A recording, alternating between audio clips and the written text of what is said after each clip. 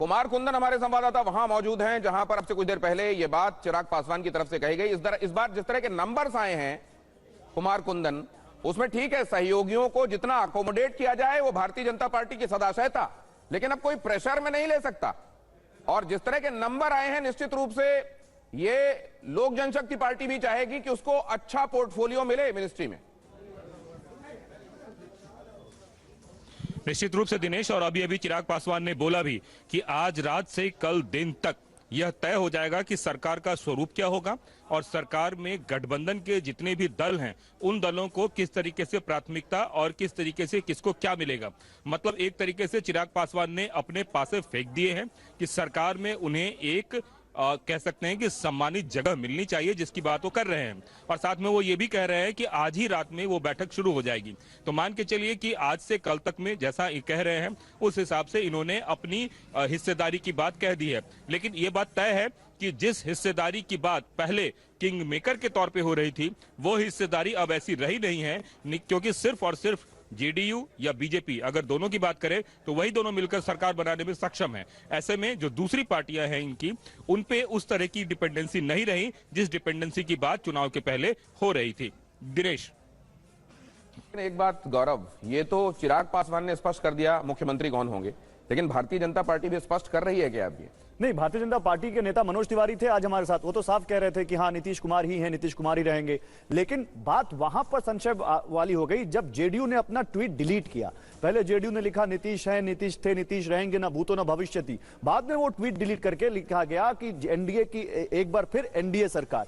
हालांकि तमाम पॉलिटिकल पंडित ये कहते हैं कि अभी ऐसा कोई कड़वा फैसला बीजेपी शायद ना ले, कोई मैसेज गलत ना जाए। जयशंकर गुप्ता जी हमारे साथ हैं। जयशंकर जी, आपको क्या लगता है, कोई इफ एंड बट अभी भी होना चाहिए किसी के मन में कि सीएम कौन होगा?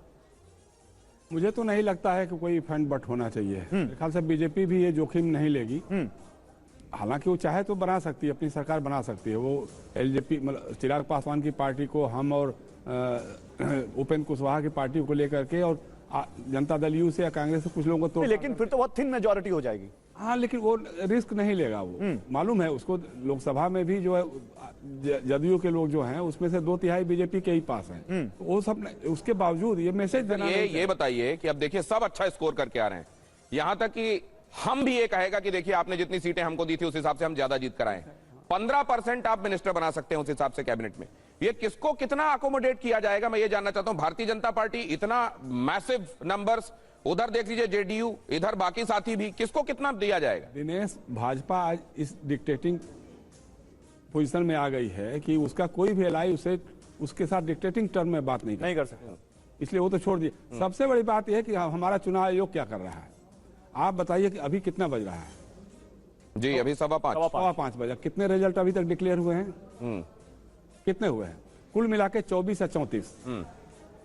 अभी तक होता था कि 12 बजे 1 बजे तक तो मैक्सिमम रिजल्ट आ जाते थे। मतलब जीती हुई सीटों की बात कर रहे हैं आप?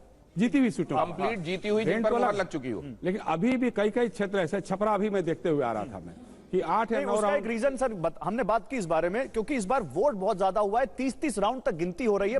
9 राउंड पे रुका होगा 5 बजे तक। अगर सुबह से काउंटिंग हो रही है और 9वें या 10वें राउंड पे रुका हुआ है तो क्यों रुका हुआ है? तेजस्वी यादव का लगातार रुका हुआ था, अब जाकर के बताया कि नहीं अब वो लीड कर रहे हैं। सर ये क्या संभव है कि कुछ जगहों पर जहां आपको मालूम है कि सर्टेन जगहों पर आपको वीवीपैट की भी गिनती करनी है, तो ये हो सकता है कि कुछ एक इत्तेफाकन राउंड ऐसे बैक टू बैक फंसे हो जहां पर देर लगी हो और तेजस्वी 25वें राउंड में जीते आगे बढ़े। जानबूझ करके किया गया है ताकि अपोजिशन कैंप डिमोरलाइज हो जाए और उनके लोग छोड़ छाड़ के मैदान भागे कि भाई जब हमारा नेता ही हार रहा है, जब तेजस्वी हारा तो हम उससे क्या फायदा हो जाएगा? उससे क्या फायदा हो जाएगा इनको? उससे फायदा होगा कि अपना मनमाने ढंग से कराएंगे। अभी बहुत सारी सीटें ऐसी हैं जहां की मार्जिन बहुत कम है। और ये बात सिर्फ आप नहीं कह रहे हैं, क्योंकि ये बात कई खेमों से सुनने को मिल रही है। प्रीति शेखर से ये जवाब जरूर लेना चाहेंगे कि इसको डिले करके बहुत सारे लोगों की रीडिंग ये है कि ऐसा किया जाए कि जो अपोजिशन के लोग हैं वो डिमोरलाइज हो जाएं और वहां जहां पर गिनती हो रही है उस जगह को छोड़ें और निकल जाएं, बाद में मनमाने तरीके से काम किया जा सके। ऐसा बहुत सारे लोगों का परसेप्शन है।